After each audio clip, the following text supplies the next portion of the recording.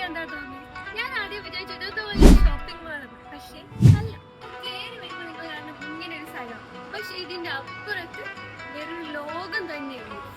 അപ്പൊ ഞാനിപ്പോൾ ഉള്ളത് കുവൈറ്റിലാണ്. നാട്ടിൽ നിന്ന് കുവൈറ്റിലോട്ട് വന്നപ്പോൾ ഞാൻ ഓർത്തു, കടവുളെ മണലാരണ്യത്തിൽ പോയി കഷ്ടപ്പെടാൻ പോവാ. പക്ഷെ ഇത് കണ്ട അങ്ങനെയില്ല. ഇത് നാട് കുവൈറ്റ് ഒക്കെ ഒരുപോലെ തന്നെ. ഇവിടെ ഫുള്ള് മണൽ മാത്രമല്ല ഗൈസ്, ഇവിടെ പച്ചപ്പുണ്ട്. അപ്പൊ ഗൈസ് നമുക്ക് ലൊക്കേഷൻ വരുന്നത് നമ്മുടെ കുവൈറ്റ് സാൽമിയ ബോൾവിയാട് പാർക്കാണ്. നമ്മുടെ നാട്ടിലെല്ലാം കാണാൻ എനിക്കൊരു കളിക്കുന്നതിൻ്റെ ഒരു ഫീല്. എനിക്ക് മാത്രമാണ് ശരിക്കും ഇവിടെ എത്തിയപ്പോൾ നമ്മുടെ നാട്ടിൽ നിന്ന് ഇങ്ങനെ മാറി നിൽക്കുന്ന ഒരു ഫീലേ വരുന്നില്ല. ഭയങ്കര കാമായിട്ട് ഇങ്ങനെ ഒരു സ്ഥലം. ഇപ്പോൾ നിങ്ങൾക്ക് ഡ്യൂട്ടി ഒന്നും ഇല്ലാണ്ട് ഇങ്ങനെ പോസ്റ്റ് അടിച്ച് ചെയ്യുന്ന സമയം കൊണ്ടെങ്കിൽ നാട് മിസ് ചെയ്യുന്നുണ്ടെങ്കിൽ നിങ്ങൾക്ക് ഇങ്ങോട്ട് വരാം കേട്ടോ. നല്ലൊരു നാടിൻ്റെ ഫീൽ ചെയ്യും.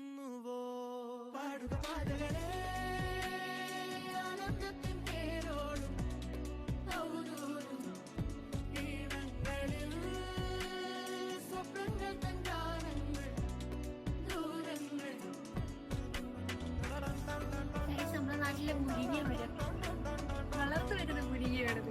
നമ്മളെ റോഡ് സൈഡിലൊക്കെ വെറുതെ നിൽക്കുന്ന മരത്ത് കാക്കിയത് പൂവ്. എന്തൊരു സമാധാനപരമായിട്ടുള്ള അന്തരീക്ഷം എന്ന് പറയും. ചെറിയ ചെറിയ കിളികളുടെ സൗണ്ടും ചെറിയൊരു കാറ്റും.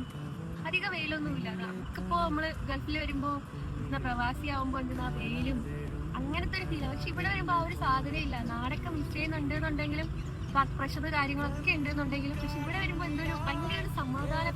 ഉള്ളിൽ കയറുമ്പോൾ തന്നെ ഭയങ്കര ഒരു സമാധാനം. ഭയങ്കര വർക്ക് പ്രഷറും അങ്ങനെയൊക്കെ ടെൻഷൻ അടിച്ചിരിക്കുന്നവരുണ്ടെങ്കിൽ പലപ്പോഴും ഇങ്ങോട്ടേക്ക് കയറും. നല്ല കാം ഫീൽ കിട്ടും.